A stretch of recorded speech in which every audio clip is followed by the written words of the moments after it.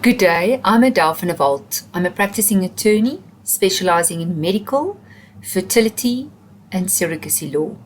We advise clients nationally and internationally for the last 23 years. Today we're going to discuss the legalities on known egg and sperm donation agreements. The relevant legislation that's applicable is the National Health Act and the regulations thereto, as well as the Children's Act 38 of 2005. The first bullet on legal requirements that we're going to discuss is marital status. Now, what is important here is that any patient that reports or consults with a fertility clinic should declare their marital status, being single, married, divorce, or in a cohabitation relationship. It's very important that you sign the consent forms with a fertility clinic prior to the fertility treatment. It's also important that the known donor should sign over all rights and responsibilities to the recipient couple. It makes the legalities very complex when the rights and responsibilities have not been signed over prior to the fertility treatment, and obviously this may result in legal challenges with regards to the parental rights and responsibilities. It's also important to note that when parties are proceeding with fertility treatment, they should also disclose whether there's any divorce proceedings pending with regards to the donor and or the recipient couple. It's important then that the other partner should also sign the consent forms. It's not possible to proceed with fertility treatment if you're still married, if your current husband or wife does not sign. We're discussing embryo disposition. So that's where you've got your embryos with a storage facility or the fertility clinic. We do know that there's an age limitation with regards to a fertility treatment. Currently in South Africa, the guidelines according to SASREG is 55 years of age. Now with an embryo disposition agreement, this relates to the position when you're not able to regulate or to indicate what your will is with regards to discarding, freezing, or donating your embryos.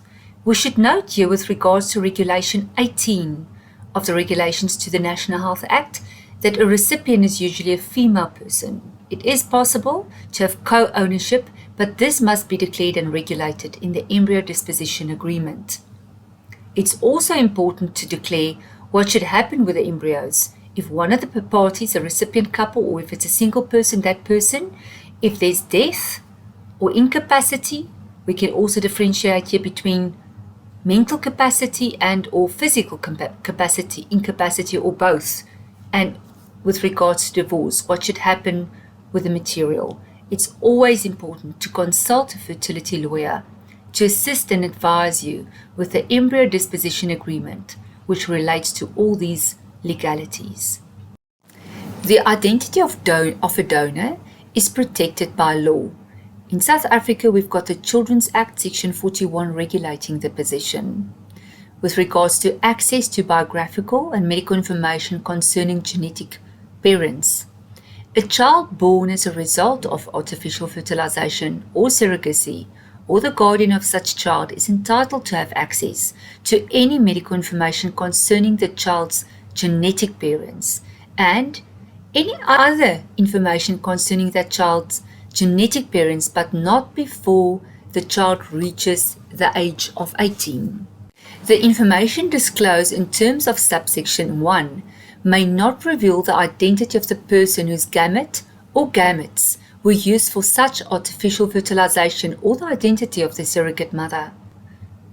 The Director General Health or any other person specified by regulations may require a person to receive counseling before any information is disclosed in terms of the subsection. The legalities with regards to known sperm and egg donor agreements and embryo disposition agreements. A maximum time period of storage of embryos is 10 years, so this should be addressed in the parties' legal documents prior to the fertility process taking place. The ownership is regulated by Regulation 18 of the Regulations to the National Health Act and is usually a female person. The recipient is defined in the Regulations to the National Health Act as a female person, and it's possible to address this in the legal documents.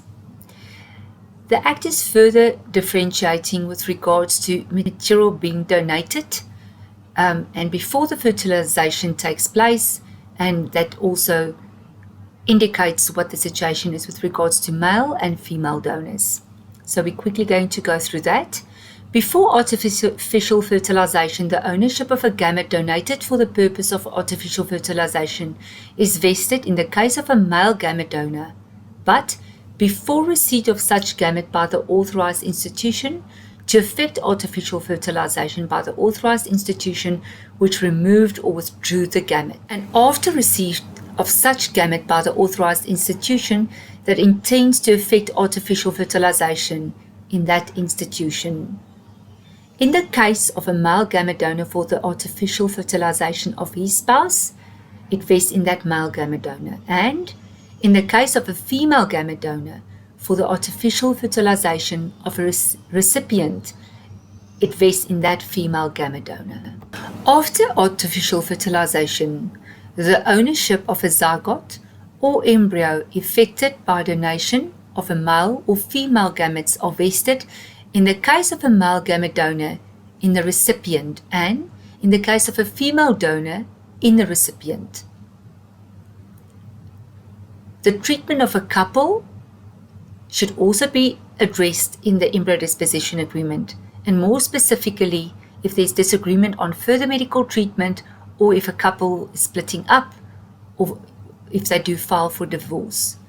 Heterosexual couples, female same-sex couples, and single male couples can all obtain legal advice with regards to embryo disposition agreements. Some general remarks in closure. We know that the legal fraternity still needs lots of development to keep up with the developments and the pace of the medical fraternity. We do know that male same-sex couples may proceed with surrogacy, and both partners will have their name on the court order and also on the birth certificate. This is not the case with female same-sex couples. We do know that with female same-sex couples, if one partner opts to carry the child and the other partner provides material, they always have a legal battle to get both partners' details on the birth certificate, and one of the partners always have to adopt the child. We do need development in this field.